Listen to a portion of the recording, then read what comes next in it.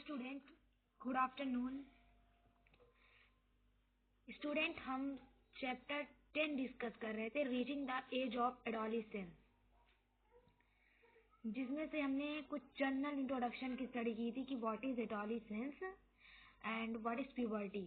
So eight the time of puberty के times body में बहुत सारे चेंजेस होते हैं, राइट। एक्चुअली प्यूबर्टी है क्या? It is the stage of life, या वो पीरियड है लाइफ का जिसमें ए पर्सन क्या होता है, a person become sexually mature, जिसमें एक पर्सन सेक्सुअली मेच्योर होता है, यानी a person become capable for reproduction. So इस प्यूबर्टी की एज में, यानी 14 to 80 ईयर की एज में बॉडी में बहुत सारे चेंजेस होते हैं। जनरली इन दिस एज आपकी जो ग्रोथ है, या ह्यूमन में कहें, जो ग्रोथ है वो बहुत फास्टली होती है, और इस ग्रोथ की वजह से बॉडी में बहुत सारे चेंजेस होते हैं, जैसे कि increase in height, in change in body shape, body का शेप चेंज होता है, change in voice, increase the activity of sweat and sebaceous glands, development of sex organs and reaching mental, intellectual and emotional maturity.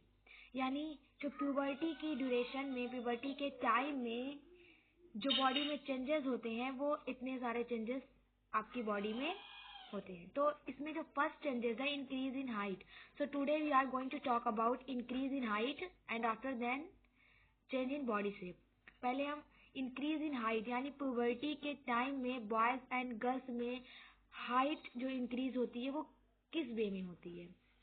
तो generally जो puberty की stage में जो height है, इन the case of boys and girls, दोनों के case में जो हाइट है वो बहुत तेजी से सडनली इंक्रीज होती है। इस दिस टाइम जो बोन्स होती हैं आपकी, bones of arm and legs are elongated at the time of puberty. Puberty के टाइम में क्या होता है कि जो हाइट है, इंडिविजुअल्स की जो हाइट है वो बहुत तेजी से इंक्रीज करती है। इस एज में जो बोन्स हैं, लेग्स एंड आर्म की जो बोन्स हैं वो इलोंगेट होती हैं, जिससे एक पर्सन बिकम टॉलर, जिससे एक पर्सन कैसे हो जाता है, लंबा हो जाता है, टॉल हो जाता है। तो जो हाइट का इंक्रीजमेंट होता है द टाइम ऑफ प्यूबर्टी, वो बॉयज एंड गर्ल्स के केस में डिफरेंट होता है। जैसे कि यहाँ पर एक्टिविटी 10.1 में एक टेबल दी गई है, जिसमें एक कॉलम में एज दी गई है ईयर्स में, और दूसरे कॉलम में percentage of full height boys and girls का अलग अलग दिया गया है। मीन्स दैट इस टेबल में ये कहा गया है कि जो 8th ईयर में, यानी 8 साल में जो बॉयज होते हैं वो अपनी टोटल हाइट का 72% उसमें ग्रोथ हो चुकी होती है, और इन द केस ऑफ गर्ल्स, अगर हम गर्ल्स की बात करें तो वो 77% ग्रोथ उनकी बॉडी में 8 ईयर तक हो जाती है। तो जब प्यूबर्टी स्टेज स्टार्ट होती है, यानी यहाँ से 13 to 18, यही है आपकी एडोलेसेंस यानी प्यूबर्टी की स्टेज। तो 13 इयर्स तक पहुंचते पहुंचते जो बॉयज होते हैं वो अपनी टोटल हाइट का 88% ग्रो अप हो चुका होता है उनका, और लड़कियों के केस में, यानी गर्ल्स के केस में 95% उनकी हाइट बढ़ चुकी होती है। तो अगर इसी हम जो टेबल में ये डाटा दिया गया है, अगर हम इसको ग्राफिकली रिप्रेजेंट करें, यहाँ पर ईयर्स लें, एज, और यहाँ पर क्या लें, परसेंटेज ऑफ हाइट, तो जो हमें ग्राफ ऑब्टेन्ड होगा, ये ग्राफ ये रिप्रेजेंट करता है कि फर्स्ट क्या होता है, इनिशियली क्या होता है, जो गर्ल्स होती हैं वो बहुत तेजी से ग्रो अप करती हैं। जैसे कि 8th ईयर में जो बॉयज है उसमें कितना ग्रो अप हो रहा है, सिर्फ 72%, लेकिन लड़कियों के केस में, गर्ल्स के केस में वो 77% तक उनकी हाइट बढ़ चुकी होती है। इसी तरीके से आफ्टर 10 ईयर्स में क्या होता है, बॉयज कितना ग्रो अप करते हैं, 78% ऑनली, लेकिन गर्ल्स के केस में ये 84 होता है। तो इनिशियली क्या होता है, जो गर्ल्स होती हैं उनकी हाइट बहुत तेजी इंक्रीज करती है eight the time of puberty. Clear? जो गर्ल्स की हाइट है वो प्यूबर्टी के बाद बहुत तेजी से बढ़ती है और एक सर्टेन एज पर जा करके ये कांस्टेंट हो जाती है, यानी 18 ईयर्स के बाद बॉयज एंड गर्ल्स दोनों की हाइट क्या होती है, कांस्टेंट हो जाती है, रुक जाती है, इसके बाद इंक्रीजमेंट नहीं होता है हाइट का। तो जो हाइट का इंक्रीजमेंट है, अगर हम बॉयज एंड गर्ल्स के में कंपैरिजन करें तो हम पाएंगे कि जो गर्ल्स की हाइट है, गर्ल्स की पहले हाइट बढ़ती है, उसके बाद बॉयज की हाइट इंक्रीज होती है। क्लियर? अब इसमें एक फॉर्मूला दिया गया है कि आप बता सकते हैं, इस डाटा की हेल्प से आप अपने क्लास में किसी भी स्टूडेंट्स की हाइट बता सकते हो कि वो 18 ईयर्स तक कितना ग्रो अप करेगा। कैसे?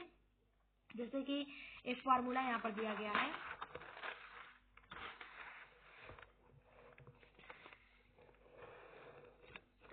Calculation for full height in centimetre. यानी आप इस डाटा की हेल्प से, जो यहाँ पर डाटा दिया गया है कि 8th ईयर में बॉयज में 72% का इंक्रीजमेंट होता है और गर्ल्स की हाइट में 77% का। इसी तरीके से 18 ईयर तक पहुँचते पहुँचते गर्ल्स एंड बॉयज दोनों अपनी मैक्सिमम हाइट को गेन कर लेते हैं। इसके बाद कोई भी इंक्रीजमेंट नहीं होता, जितना बढ़ना होता है उनको, उनमें उतनी हाइट बढ़ चुकी होती है। तो यहाँ पर जो फार्मूला दिया गया है, इस फार्मूले की हेल्प से आप ये कैलकुलेट कर सकते हो कि अगर एक 8 साल का बच्चा है, क्लियर, अगर एक 8 साल का बच्चा है तो वो 18 ईयर्स तक कितना बढ़ेगा, ये कैलकुलेशन आप इस डाटा की हेल्प से कर सकते हैं with the help of this formula. Formula क्या कहता है? Calculation for full height is equal to percentage of height in centimetre, यानी जो उसकी जो हाइट होगी, जैसे 8 साल का बच्चा है तो उसकी जितनी हाइट होगी, जितना वो लॉन्ग होगा, उतनी हाइट सेंटीमीटर में आपको यहाँ पर लिखनी है और उसके नीचे लिखना है percentage of full height at this stage.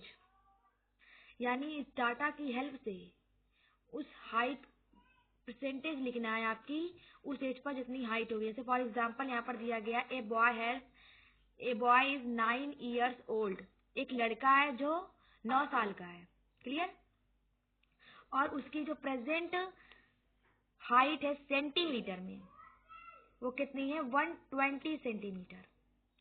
एक 9 साल का लड़का है जो 1 सेंटीमीटर लंबा है, टाल है। At the end of growth period, यानी एडोलेसेंस पीरियड के एंड तक ये कितना लंबा होगा, ये पूछा गया है इसमें। तो आप कैसे निकाल सकते हो? सबसे पहले आपको क्या करना है, आपको इस फार्मूले की हेल्प से कैलकुलेशन करनी है। जैसे कि प्रेजेंट हाइट इन सेंटीमीटर कितनी है? 120, राइट। एक 9 साल का लड़का है जो कितना लंबा है? 120 सेंटीमीटर। तो यहाँ पर आपको क्या लिखना है? प्रेजेंट हाइट इन सेंटीमीटर, तो आप 120 लिखा। उसके बाद percentage of full height at this stage, यानी 9 ईयर की स्टेज में उसकी जो फुल हाइट होगी परसेंट में वो लिखना है। जैसे कि 9th ईयर की स्टेज में अगर एक बॉय है तो वो 9th ईयर की स्टेज में कितना ग्रो अप होगा उसकी बॉडी में? 75%। तो यहाँ से आप 75 फाइंड आउट कर सकते हैं कि 9th ईयर का बच्चा है, 9 साल का एक लड़का है, तो उसकी जो एज होगी 9th एज पर वो कितना ग्रो अप हो चुका होगा? 75% उसकी बॉडी में हाइट का इंक्रीजमेंट हो चुका होगा। अब ये पूछा गया है कि ग्रोथ पीरियड यानी एडोलेसेंट पीरियड तक ये कितना लंबा होगा। तो सबसे पहले हमने क्या किया, उसकी प्रेजेंट हाइट जो हमने मेजर की थी 120 सेंटीमीटर, उसको पुटअप किया और इस टेबल की हेल्प से 9th ईयर की एज में बॉयज में जितनी ग्रो अप हुई 75% उसको पुटअप किया इंटू 100।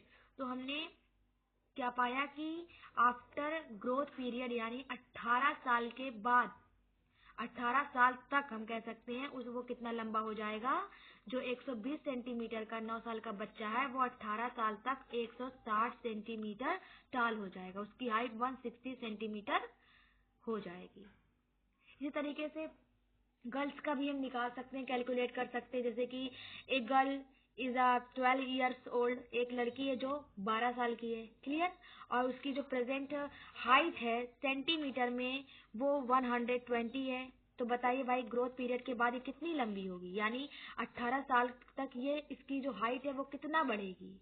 तो आप इस फार्मूले की हेल्प से आप बता सकते हो कि एक्चुअल में जैसे कोई जो है आपके क्लासमेट जो पढ़ रहे हैं, जो उनकी हाइट 18 साल तक वो कितने लंबे होंगे, उनकी हाइट में कितना इंक्रीजमेंट होगा।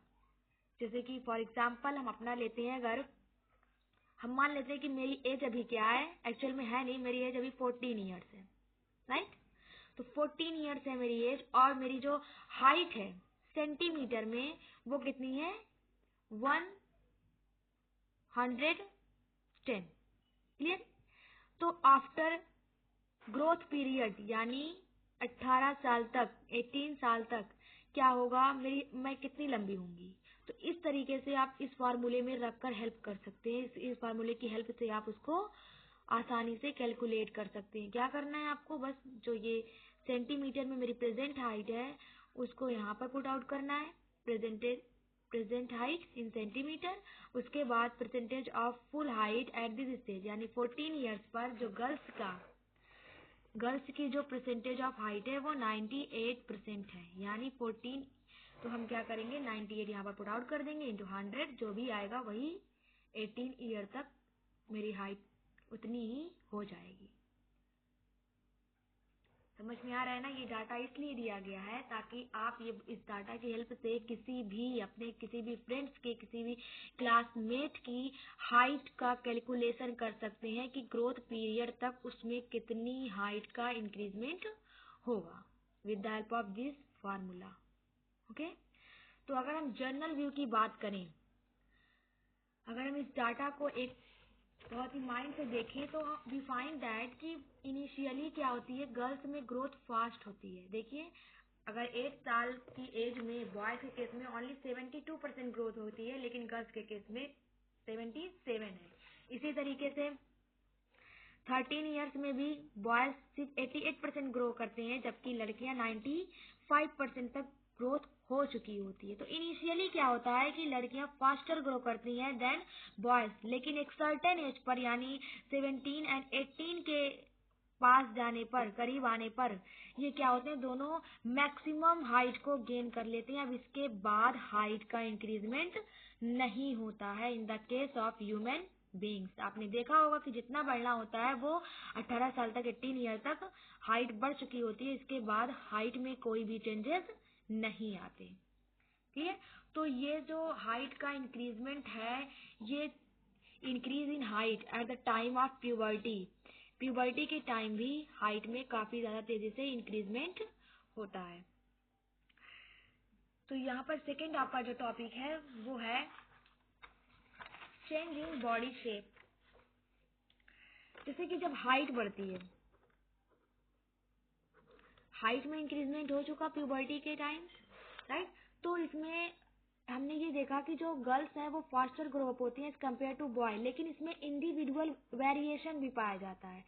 ऐसा नहीं है कि सारे बॉयज जो हैं वो एक साथ ग्रो अप करेंगे। जैसे कि इस डाटा में दिया गया है कि 12th ईयर पर जो बॉयज में ग्रोथ होती है वो 84% होती है, लेकिन इसमें इंडिविजुअल वेरिएशन होता है। किसी बॉयज में क्या होगा, कोई बॉयज है उसमें 84% ग्रो अप हो चुकी है, किसी में क्या होगा 82% ग्रो अप होगी, किसी में 81 होगी। मतलब इसमें इंडिविजुअल वेरिएशन होता है, ऐसा नहीं कि सारे बॉयज ऐसे ही इसी वे में ग्रो अप करेंगी। ये तो हमने एक डाटा इसलिए लिया, ये रिप्रेजेंट करने के लिए लिया गया है कि जो गर्ल्स होती हैं वो फास्टर ग्रो होती हैं कंपेयर टू बॉय। लेकिन अगर हम सिर्फ बॉय में कंपैरिजन करें, राइट, तो उसमें भी वेरिएशन होता है, डिफरेंसेस होते हैं। कोई बॉयज जल्दी से ग्रो अप हो जाते हैं और किसी की हाइट स्लोली बढ़ती है और कोई बढ़ता भी नहीं है। इसी तरीके से गर्ल्स में भी यही होता है कि कुछ की हाइट क्या होती है, बहुत तेजी से बढ़ती है, और कुछ गर्ल्स ऐसी होती हैं जिनकी हाइट बहुत धीरे धीरे बढ़ती है। तो इसमें कहने का मतलब है इंडिविजुअल वेरिएशन होता है। इसके अलावा जो आपने देखा होगा कि आपकी फैमिली के जो मेंबर होते हैं वो डिफरेंट, उनकी हाइट जो है वो एक जैसी नहीं होती, डिफरेंट होती है। ये डिपेंड करता है जीन पर। किस पर डिपेंड करता है? जीन। प्रीवियस लेक्चर में मैंने बताया था कि gene is the unit of inheritance. ये जीन्स क्या होता है, जो प्रोजनी होती है, जो डॉटर्स होते हैं वो अपने पेरेंट्स से जीन को इनहेरिटेड करते हैं, जीन को लेते हैं, और ये जीन रिस्पॉन्सिबल होता है कि एक्चुअल में कितनी हाइट आपकी होगी। जैसे अगर पेरेंट्स ड्वार्फ हैं, राइट, तो चांसेस रहते हैं कि जो डॉटर होंगे उनके सन्स भी होंगे वो भी ड्वार्फ होंगे। लेकिन अगर पेरेंट्स आपके लॉन्ग होते हैं तो देखा ये जाता है कि जो उनके बच्चे हैं वो भी लॉन्ग होते हैं। क्यों? क्योंकि जो डॉटर्स होते हैं, जो सन्स होते हैं, जो प्रोजनी होती है, वो क्या करते हैं, जीन को कैरी करते हैं अपने पेरेंट्स से। जो उनके पेरेंट्स में जीन है वही उनकी डॉटर में भी ट्रांसफर होता है in the form of chromosome at the process of reproduction. ठीक है, तो ये था इंक्रीज इन हाइट। सेकेंड आपके जो चेंजेस होते हैं प्यूबर्टी के टाइम वो है change in body shape. Height तो बढ़ गई, राइट। 18 ईयर्स तक जितनी हाइट ग्रो बढ़नी थी बॉयज की एंड गर्ल्स की उसमें इंक्रीमेंट हो चुका। इसके अलावा अब दूसरा चेंजेस है आपका change in body shape. Puberty के टाइम बॉडी के शेप में भी बहुत सारे चेंजेस होते हैं। जैसे in the case of boys, अगर हम बॉयज की बात करें और गर्ल्स की सेपरेटली बात करेंगे, अगर हम बॉयज की बात करें तो बॉयज में भी बहुत सारे बॉडी चेंजेस होते हैं। जैसे कि उनके शोल्डर, अगर हम उनके शोल्डर की बात करें, राइट, तो उनके जो शोल्डर्स हैं वो क्या होते हैं, ब्रॉडेस्ट हो जाते हैं। और चेस्ट, उनकी जो चेस्ट कैविटी है वो क्या हो जाती है, वाइडर होती है। शोल्डर्स क्या होते हैं, ब्रॉडेस्ट हो जाते हैं, और चेस्ट क्या होते हैं, वाइडर्स हो जाते हैं। आपने कंपैरिजन किया होगा, अगर आपने नहीं किया है तो कर लीजिएगा कि एक 8 साल के बच्चे में और एक 16 ईयर्स के बच्चे में, एक 8 ईयर के बॉयज में और 16 ईयर के बॉयज में जब आप कंपैरिजन करेंगे तो देखेंगे जो 16 ईयर के बॉयज हैं उनके जो शोल्डर्स होते हैं वो कैसे होते हैं, ब्रॉडेस्ट होते हैं as compare to 8 year boys. और जो उनका चेस्ट रीजन होता है, क्लियर, वो वाइडर होता है, चौड़ा होता है as compare to 8 year boys. Means that puberty के टाइम बॉडी में चेंजेस होते हैं। बॉयज के जो चेस्ट है वो वाइडर हो जाते हैं और शोल्डर्स क्या होते हैं, ब्रॉडेस्ट हो जाते हैं। इन the case of girls, girls के केस में भी, गर्ल्स की बॉडी में भी बहुत सारे चेंजेस होते हैं। जैसे in the case of girls the region below the waist become wider. Waist के नीचे का जो पोर्शन है, बिलो द वेस्ट, वेस्ट के नीचे का जो पोर्शन है वो वाइडर हो जाता है। तो ये सब क्या है, बॉडी के शेप में चेंजेस होते हैं। आप इसको महसूस कर सकते हैं अपने घर पर बच्चों से, अपने बड़ों से कंपैरिजन करके देखिए कि जो 15, 16, 18 ईयर्स के जो बॉयज हैं उनके जो शोल्डर होते हैं वो 8 ईयर के बच्चे के कंपैरिजन में ब्रॉडेस्ट होते हैं और उनके चेस्ट भी वाइडर हो जाते हैं, चौड़े हो जाते हैं। और इन the case of girls, girls में जो वेस्ट के बिलो का रीजन है, वेस्ट के नीचे का जो पोर्शन है वो वाइडर हो जाता है। तो प्यूबर्टी के वक्त ह्यूमन की हाइट भी बढ़ती है बहुत तेजी से और उसमें उसकी बॉडी में भी बहुत सारे चेंजेस होते हैं। इसके अलावा आपका चेंजेस है, तो इसीलिए कहते हैं कि eight the time of puberty आपको वेल नरिश फूड लेना चाहिए, न्यूट्रिटिव फूड लेना चाहिए जिससे आपकी ग्रोथ जो है वो रुके ना, प्रॉपरली हो। तो एडोलेसेंट स्टेज में यानी टीनेजर्स की स्टेज में 13 टू 8 ईयर की स्टेज में आपको क्या लेना चाहिए, वेल नरिश फूड लेना चाहिए, वेल न्यूट्रिटिव फूड लेना चाहिए जिससे आपकी जो ग्रोथ है, जो आपकी बॉडी में बहुत सारे चेंजेस हो रहे हैं, आपकी हाइट बढ़ रही है, आपकी बॉडी का शेप चेंज हो रहा है, वो सब नॉर्मल तरीके से प्रॉपरली हो, किसी किस्म की दिक्कत ना हो, आपकी ग्रोथ स्टंट ना करे, वेल तरीके से प्रॉपरली ग्रो अप करें। इसके लिए जरूरी है कि आप हेल्दी और न्यूट्रिटिव फूड्स लें। थर्ड आपके चेंजेस थे चेंजिंग वॉइस। वॉइस में भी चेंजेस होते हैं। आपने देखा होगा कि जो छोटे बच्चे होते हैं, राइट, जो 5 टू 8 ईयर्स के बच्चे होते हैं, 5 टू 12 ईयर्स, उनकी उनकी वॉइस भी डिफर होती है as compare to 16 to 8 years child. अगर हम कंपैरिजन करें छोटे बच्चों और बड़े बच्चों में तो देखेंगे उनकी वॉइस में चेंजेस होते हैं। आपने नोटिस किया होगा अपने क्लास में कि कुछ बॉय ऐसे होते हैं जिन क्लास में आपके जिनकी वॉइस क्या होती है, क्रैक हो जाती है, फटने लगती है। राइट। तो ऐसा क्यों होता है? Eight the time of puberty जो वॉइस बॉक्स है, दिस इज वॉइस बॉक्स, ये जो आपका वॉइस बॉक्स है लैरिंग्स, इसको कहते हैं लैरिंग्स और वॉइस बॉक्स, जहां से वॉइस का प्रोडक्शन होता है। क्लियर? तो प्यूबर्टी के टाइम पर ये जो लैरिंग्स होते हैं ये ग्रो अप करते हैं, बढ़ते हैं। तो इनकी जब ये ग्रो अप करते हैं तो क्या होता है, जो वॉइस है वो चेंज होती है। इन the case of boys, boys की आवाज क्या हो जाती है, क्रैक हो जाती है, फट जाती है।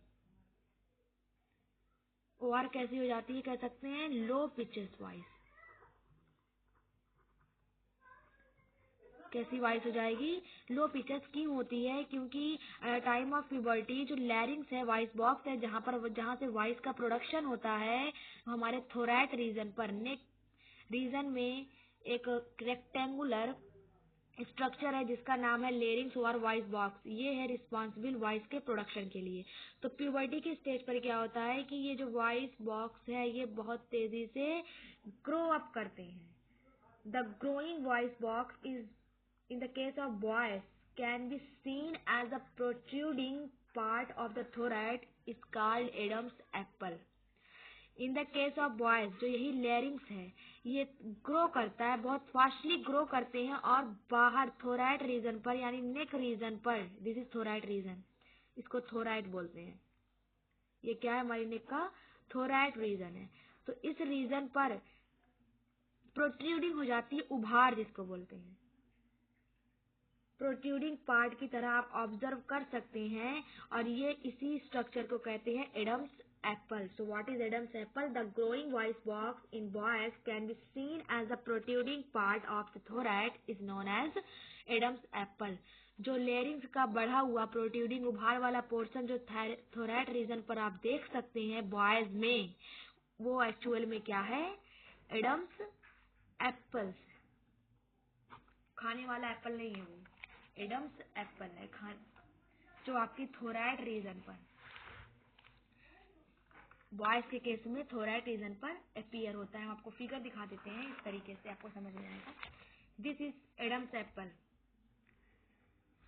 क्लियर? तो ये क्या है, जो यहाँ पर आपका वॉइस बॉक्स है जहां से वॉइस का प्रोडक्शन होता है। क्लियर? वो क्या करता है, प्यूबर्टी के टाइम बहुत तेजी से ग्रो अप होते हैं और बॉयज के केस में इतनी ज्यादा ग्रो अप होते हैं कि बाहर थोरैक रीजन पर एक उभार की तरह, प्रोट्रूडिंग पार्ट की तरह दिखने लगते हैं। और इस स्ट्रक्चर को क्या कहते हैं, Adam's Apple. But in the case of girls, girls के केस में ऐसा नहीं होता है। गर्ल्स के केस में एडम्स एप्पल का फॉर्मेशन नहीं होता है। उसमें क्या होता है, जो लेरिंग्स वाला पोर्शन है, दिस इज लेरिंग्स, जो ये पोर्शन है ये थोड़ा सा ग्रो होता है और हार्ड हो जाता है। ग्रो करे क्या होता है, हार्ड हो जाता है। आप बस आप टच करके देख सकते हो। अगर आप अपनी थोरैक रीजन को टच करोगे तो आप देखोगे जो लैरिंग्स वाला पोर्शन है, जो वॉइस बॉक्स है, वो हार्ड हो जाता है, प्रोट्रूडिंग नहीं होती, उभार नहीं होता है। लेकिन इन the case of boys, boys में वो प्रोट्रूडिंग की तरह दिखने लगता है, इसीलिए इसको कह देते हैं क्या है, ये एडम्स एप्पल है। लेकिन बॉयज के केस में, गर्ल्स के केस में एडम्स एप्पल का फॉर्मेशन नहीं होता। उसमें जो लैरिंग्स है वो सिर्फ हल्का सा ग्रो करके हार्ड हो जाता है। क्लियर? तो यहाँ पर बूझो कह रहा है, many of my classmate have a horse voice, now I know that. Horse voice क्या होती है? हॉर्स वॉइस मीन्स दैट कभी कभी क्या होता है, किसी इंडिविजुअल्स में eight the time of puberty की जो लेरिंग्स है ये इतनी तेजी से ग्रो करता है, बहुत ज्यादा रैपिडली ग्रोथ होती है, अनकंट्रोल ग्रोथ होने लगती है इसमें। और जो वॉइस होती है उस पर्सन की वो हॉर्स हो जाती है, एकदम भारी सी आवाज रहेगी, फटी हुई। तो उसे कहते हैं हॉर्स वॉइस। और ये ऐसा क्यों होता है कि जो एडम्स एप्पल है वो एक्चुअली में बहुत ज्यादा अनकंट्रोल तरीके से डेवलपमेंट कर जाता है। लेकिन ये कुछ ही टाइम तक रहती है, 1 to 2 वीक के बाद वो जो पर्सन होता है वो नॉर्मल वॉइस उसकी सही हो जाती है, हॉर्स शेप नहीं रहती, हॉर्स वॉइस नहीं रहता। क्लियर? दूसरा है आपका, सॉरी, फोर्थ है increase the activity of sweat and sebaceous gland at the time of puberty. जो स्वीट एंड सीबेसियस ग्लैंड होती क्या समझ लीजिए। Sweat glands are responsible for the secretion of sweat, जो आपको पसीना आता है, राइट। जो स्वीट का फॉर्मेशन होता है बॉडी से, जो स्वीटनिंग होती है वो कहाँ से होती है, स्वीट ग्लैंड करती है, which are present in our skin. जो ह्यूमन की स्किन में मौजूद ग्लैंड है, sweat gland, which are responsible for the secretion of sweat. और sebaceous gland are responsible for the secretion of oil, so it is called oil gland. ये जो sebaceous gland है ये क्या करती है, ऑयल का सिक्रीशन करती है, और जो स्वीट ग्लैंड है ये स्वीट का सिक्रीशन करती है। And both gland are present in the human skin, दोनों ग्लैंड ह्यूमन की स्किन में मौजूद होती हैं। तो at the time of puberty जो स्वीट एंड सीबेसियस ग्लैंड है इसकी एक्टिविटी बढ़ जाती है, मीन्स दैट इनका जो सिक्रीशन है वो बढ़ जाता है। प्यूबर्टी की स्टेज में स्वीट एंड ऑयल का सिक्रीशन बॉडी से बढ़ जाता है, इसीलिए जो फेस होता है हमेशा ऑयली होता है। और बहुत सारे यंग पीपल के में एक्ने एंड पिंपल्स का भी फॉर्मेशन होता है eight the time of puberty. क्यों उनके चेहरे में मुहासे निकलने लगते, पिंपल्स निकलने लगते हैं, क्योंकि उसमें जो स्वीट एंड सीबेसियस ग्लैंड है वो अपना सिक्रीशन बढ़ा देती हैं, उनकी एक्टिविटी बढ़ जाती है, सिक्रीशन बढ़ जाता है, जिसकी वजह से बहुत सारे पीपल्स में एक्ने एंड पिंपल्स का फॉर्मेशन होने लगता है उनके फेस पर। तो ग्लैंड जो है, एक्चुअली जो ग्लैंड्स होती हैं वो टू टाइप की होती हैं। एक होती है exocrine gland, gland is are of two types, clear. Gland है वो दो टाइप की होती है, एक होती है एक्सोक्राइन और दूसरी होती है एंडोक्राइन। तो जो ये स्वीट और सीबेसियस ग्लैंड है ये एक्सोक्राइन ग्लैंड है। एक्सोक्राइन क्या होता है, exocrine gland are have duct, इसमें क्या होती है, डक्ट होती है, मीन्स दैट ये अपने जो भी चीजों को सिक्रीट करेंगे, स्वीट ग्लैंड है ये स्वीट का सिक्रीशन करेगी तो एक डक्ट में करेगी, ट्यूब में करेगी, इस तरीके से डक्ट होती है, वो इसी में अपना सिक्रीशन करती है। सीबेसियस ग्लैंड भी also have a exocrine gland, ये भी अपना जो सिक्रीशन है वो डक्ट में करेगी क्योंकि इसके पास डक्ट है, ट्यूब है। इसी तरीके से सिलेवरी ग्लैंड जो सिलाइवा का सिक्रीशन करती है, ये भी अपना जो सिक्रीशन है वो डक्ट के थ्रू भी करती है। बट कुछ एंडोक्राइन ग्लैंड्स भी होती हैं जिनके पास दे हैव नो डक्ट, इनमें डक्ट नहीं होती, ये अपना जो भी सिक्रीशन होता है, जो भी सिक्रीट करने का फंक्शन है मटेरियल्स है, वो डायरेक्टली ब्लड में सिक्रीट कर देती है, क्लियर। सपोज ये ब्लड है और ये ग्लैंड है आपके एंडोक्राइन, ये क्या करेगी, जो भी सिक्रीट करना होगा वो डायरेक्टली आपके ब्लड में डाल देगी। लेकिन अगर एक्सोक्राइन ग्लैंड है यानी ऐसी ग्लैंड है जिसके पास डक्ट होती है, तो ये क्या करेंगे, अपने सिक्रीशन को एक डक्ट, एक ट्यूब के थ्रू सिक्रीट करेंगी, डायरेक्टली ब्लड में इसका सिक्रीशन नहीं होगा। तो प्यूबर्टी की स्टेज में जो दो ग्लैंड्स हैं आपकी जो कि स्किन में मौजूद है, जिसका नाम है sweat gland and sebaceous gland, इसको ऑयल ग्लैंड भी कहते हैं।